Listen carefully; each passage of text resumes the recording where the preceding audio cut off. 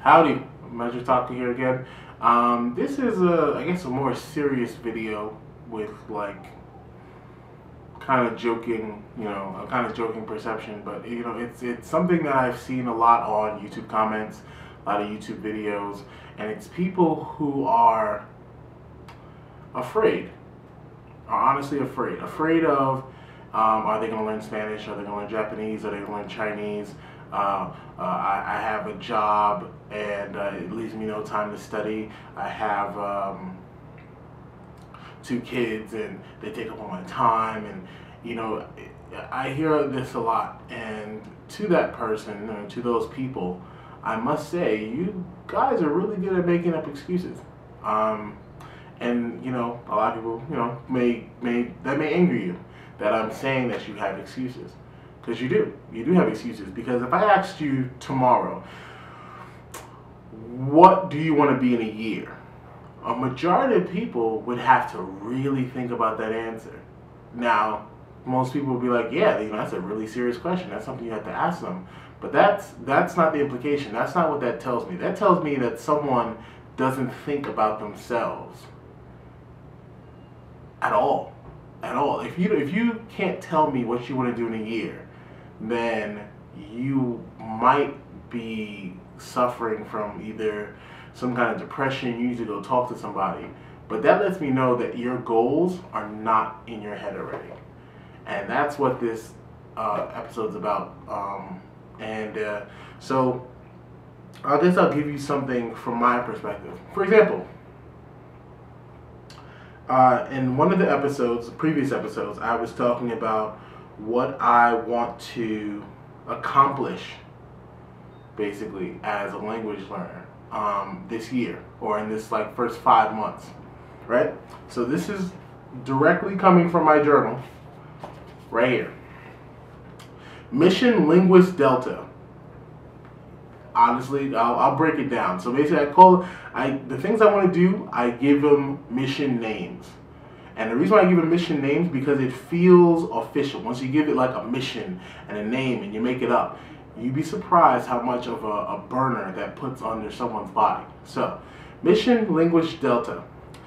Using a combination of FLR, 4-inch language road running by Lao Shu, and the Goldlist method made popular by Uncle Davy, B2 or C1 level language acquisition is the goal. Now, B2 and C1 are like language level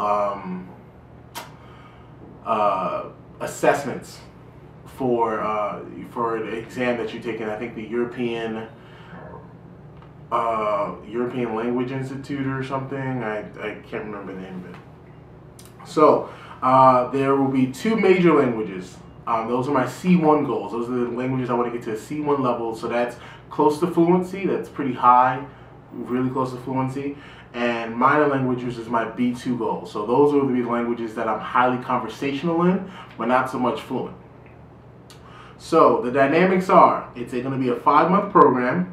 C1 languages receive 3 distillations each. So this is according to Uncle Davies. So every day I will be doing, so in the C1 area, Korean and Russian will get the 3 distillations a day.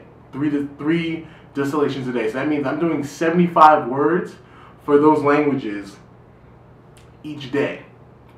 So 75 words per day means 525 words a week, which is 2,100 words a month. So by the end of the program, I should have 10,500 words in my distillation list. Now, 10,000 words is generally speaking on the level of fluency for most language assessors. So that's why I aim something to that nature. The B2 languages will receive 2 distillations each. 50 words a day, so that's 50 words a day, that's 350 words a week, 1,400 words a month, 7,000 words by the end of the program. So that would be 3,000 words away from being fluent. So, first implementation of this program of Mission Delta, this is Mission Delta 1, so implementation 1. The C1 languages are going to be Russian and Korean, and the B2 languages are going to be Turkish and French. Now, recently I changed Turkish because I'm going to Budapest. So I'm just replacing Hungarian. I'm putting Hungarian in that area. So, yes, this is literally what I wrote down in my book. Now, do you have something like this? Do you have something that you write down where every day you have to fit this in? Do you have a schedule book? Do you have, because it's good to talk about a goal, but to really work it in is the tough part. I mean, for example, I've finally made peace with the fact that I'm gonna have to really bust my butt to lose weight, right? So, mission chisel. Seriously, this is what for my weight loss. I want to lose, it's going to be a 20-month plan, and every month I want to lose approximately 10 pounds. Now, 10 pounds may seem like, man, that's a lot for every month. However, 10 pounds is not too crazy for someone who's overweight like me. So, I've done my research. I was like, you know what, 10 pounds a month. 10 pounds a month, that means by August 2014, I have lost a total of 200 pounds. Now, that's best case scenario. Now, let's say I lose 180. Well, I can make changes to the mission. However, this writing it down lets me know that I'm serious about it, or I've thought about it.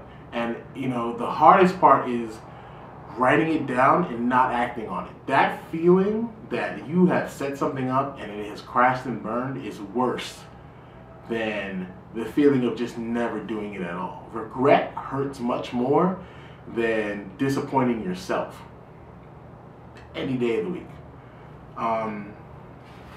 Let's see. Yeah, those are the two missions I want to talk about right now. And so, how do you go about this? Okay.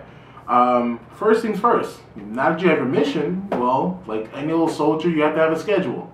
Every day you got to go through basic training and different things. So you get something like this.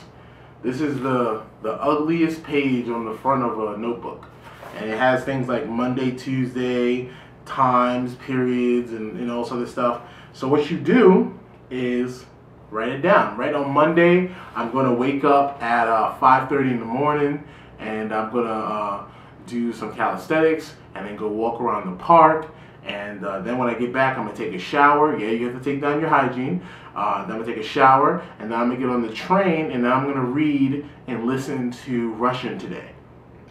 And then when I get to work during my break, I'm going to do my C1 studying. And then during and after my break, if it's really slow, I might do like a B2 studying. And then I'm going to go home, and then I'm going to do my other C and B2 level studies. And then at 8 o'clock, I'm going to eat for dinner. Then I'm going to not watch any English television. I'm going to read a book or a self-help book. And then I'm going to practice my art, to keep my mind or something. And then at 9:30, I'm going to meditate. And then I'm going to go to sleep and do the same thing again tomorrow.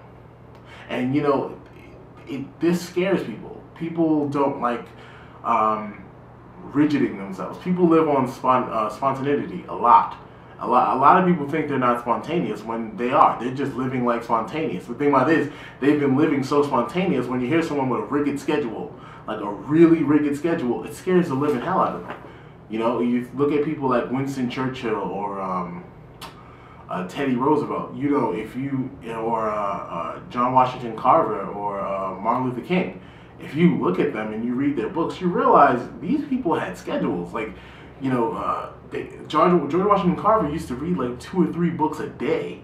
How the hell did you read 2 or 3 books a day? When I first read that as a kid, I was like, okay, clearly he's a scientist, so he made himself a robot, and I had to make excuses. I had to make excuses to make myself feel better. Well, this is the time where that doesn't work anymore. Excuses are, it's 2013. Excuses are kind of boring now. Now, there is no way in the world that you have an excuse. So, people, let me know your missions below. Let me know in the comment section. This is the mission I have. This is the name of it. I want a video response from somebody. And the person who writes out the best mission, I'll do a Skype session. I'll do a Skype video with you, and I want to talk to you and see what you're like. And I want to see what your motivation is, what your ideas, what your vision is. And the vision part, I think, is something that people tend to overlook. Because if you don't see yourself being that, then you'll never be that. I mean, even one of my favorite Bruce Lee quotes, he talks about, I think it's aim for the goal or aim for somewhere you want to be. Because even if you don't end up there, you'll end up at a better place than you currently are. So if I'm aiming to be in the next Olympics, I'm not. And if I'm aiming to be in the next Olympics, and I want to be the best shot putter in the world, I used to do shot put in high school. Well, if I do that every day, you know what? I may not make it. But let's say at the end of the goal, I completed mission chisel. While I'm trying to fight for the shot putting goal, I finished 2-3 other missions. And the thing about it is that I wasn't even aiming for those. I was aiming for something else, and in that I knocked down other pillars of my life. That I became a version of the person I wanted to be. So that's something else that that has to happen. So you have to see yourself. So when I study language, that's the first thing I see. I see a Brian who can speak Japanese. I see a Brian that can speak Russian. A Brian that can speak Turkish and Hungarian, and a Brian who can literally walk up to someone and go, oh yeah, I can totally tell where you're from, and just have a full conversation. Honestly. And the only thing that stops you from there, and I think this is the scariest part to people, once you have that vision in your head, the only thing that can stop you is yourself. So it's that fear of failure, plus the fact that, hey, I made a promise to myself and I don't want to feel that pain. And maybe instead of that having a hindering on you, it can motivate you. So let me know what you guys think. Metrotaku.com. Hit me up at Metrotaku on Twitter, or metrotaku@gmail.com. Alright guys. Be a vision. Later.